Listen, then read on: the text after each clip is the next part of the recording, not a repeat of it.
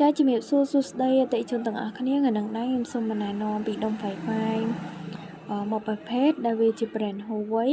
អង្គតែនមួយដែលចាប់សេវាបានខ្លាំងល្អល្បឿនលឿនល្អហើយអាចប្រើប្រាស់ SIM បានគ្រប់ប្រព័ន្ធមួយវិញទៀតវាមានភាពងាយស្រួលនៅក្នុងការចល័តដែលអត់មានទំហំធំទេវាល្មមដែលងាយស្រួលអាចប្រើលក្ខណៈជាគ្រួសារក៏បានឬក៏ចល័ត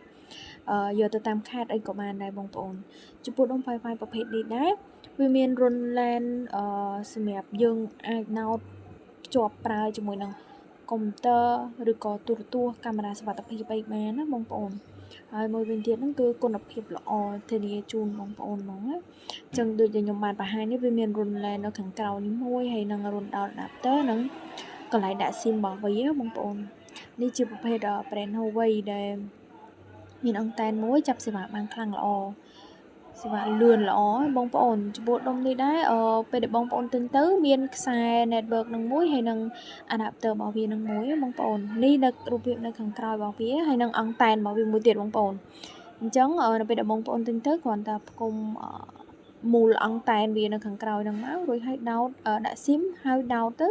អាចប្រើបានដែរបងប្អូនអរគុណច្រើន